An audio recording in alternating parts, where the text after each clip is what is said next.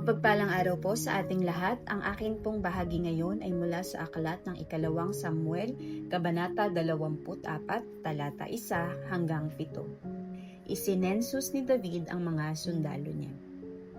Muling nagalit ang Panginoon sa mga Israelita, kaya ginamit niya si David laban sa kanila sa pamamagitan ng pagsasabi sa kanya na isensus ang mga mamamayan ng Israel at Juda. Kaya sinabi ni Haring David kay Joab at sa mga commander ng mga sundalo, puntahan niyo ang lahat ng lahi ng Israel, mula Dan hanggang Beersheba, at isensus niyo ang mga mamamayan, para malaman ko kung ilan silang lahat. Pero sumagot si Joab sa hari, paramihin sana ng Panginoon na inyong Diyos ang mga tauhan niyo ng 100 beses, at makita niyo sana ito.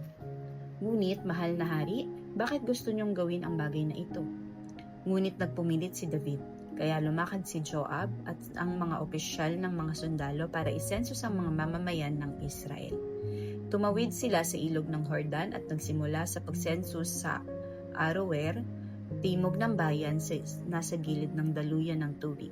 Mula roon, dumiretso sila sa Gad hanggang Jazer. Pumunta rin sila ng Gilead at Tatim Hodsi. Sa Dan Jaan at umikot sila papuntang Shidon. Pagkatapos pumunta sila sa napapaderang lungsod ng Tyre at sa lahat ng bayan ng mga Hiveo at Kananeo, at sa mga kahuli-hulihang nagpunta sila sa Beersheba sa timog ng Juda. Ito ang salita ng Diyos. Amen.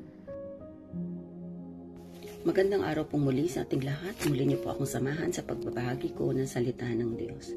Sinasabi po dito sa ikalawang aklat ni Samuel, Kabanata 24, versikulo 8 hanggang 13. Nagbalik na sila sa Jerusalem pagkatapos ng kanilang pagsisenso. Ang pagtatalang ito ay inabot ng 9 na buwan at 20 araw. Iniulat ni Joab sa hari ang kabuuan ng lahat ng mga lalaking maaaring maglingkod sa hukbo. Sa Israel ay 800,000 at sa Huda naman ay 500,000. Matapos siyang ipatala ang mga tao, inusig siya ng kanyang budhi. Sinabi niya kay Yahweh, nagkasala ako ng malaki sa ginawa kong ito. Patawarin po ninyo ako sa aking kahangalan.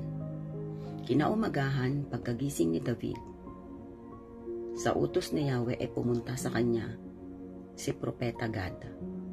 Sinabi nito kay David, ito po ang ipinasasabi sa inyo ni Yahweh.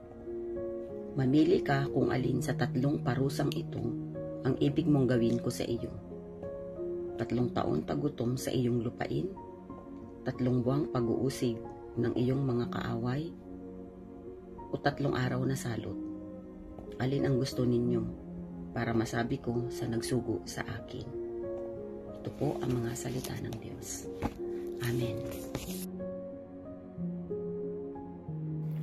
Ang aklat na ikalawang Samuel, Kabanata 24, versikulo 14 hanggang 19, at ang sabi, sumagot si David kay Gad, nahihirapan akong pumili, mas mabuti pang ang kamay ng Panginoon ang magparusa sa amin kaysa ang mga tao dahil maawain ng Panginoon.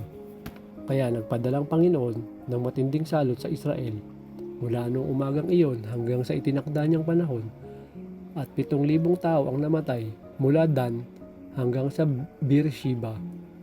Nang papatayin na ng anghel ang mga mamamayan ng Jerusalem, naawa ang Panginoon sa mga tao. Kaya sinabi niya sa anghel na nagpaparusa sa mga tao, tama na, huwag na silang parusahan. Nang oras na iyon, nakatayo ang anghel ng Panginoon sa may giikan ni Arauna na Jebuseo. Gumawa ng altar si David. Nang makita ni David ang anghel na pumapatay ng mga tao, sinabi niya sa Panginoon, ako po ang may kasalanan. Ang mga taong ito'y gaya ng mga tupa na walang nagawang kasalanan. Ako na lang po at ang sambahayan ko ang parusahan ninyo. Nang araw na iyon, nagpunta si Gad kay David at sinabi sa kanya, umakyat kayo sa giikan ni Arauna na Jebuseo at gumawa kayo roon ng altar para sa Panginoon. Kaya umakyat si David gaya ng iniutos ng Panginoon kay Gad. Ito ang salita ng Diyos. Amen. Our devotion for today is from the book of 2 Samuel, chapter 24, verse 20 to 25. At tumanaw si Arauna at nakita ang hari at ang kanyang mga lingkod na nagsisilapit sa kanya, at si Arauna ay lumabas at nagpatira pa sa harap ng hari. At sinabi ni Arauna, bakit ang aking Panginoon na hari ay naparito sa kanyang lingkod? At sinabi ni David upang bilhin ang giikan sa iyo na pagtayuan ng isang dambana sa Panginoon upang ang salot ay magtigil sa bayan. At sinabi ni Arauna kay David, kunin ang aking Panginoon na hari at ihandog kung ano-ano ang inaakala niya mabuti. Narito ang mga baka na paghahandog na susunugin at ang mga kagamitan sa giikan at ang mga pamatok ng mga baka na pangkahoy. At ang lahat na ito, o hari, ibinibigay ni Arauna sa hari. At sinabi ni Arauna sa hari, tanggapin ko nawa ng Panginoon mong Diyos.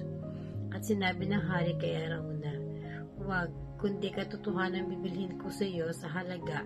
Hindi nga ako maghahandog ng mga handog na sunugin sa Panginoon kong Diyos na hindi nakahalaga sa akin ang anuman. Sa gayoy binili ni David ang giikan at ang mga baka ng 50 siklong pilak. At nagtayo roon si David ng isang dambana sa Panginoon at naghandog ng mga handog na susunugin at ng mga handog tungkol sa kapayapaan. Sa gayoy nadalanginan ang Panginoon dahil sa lupain at ang salot ay tumigil sa Israel. This is the word of God.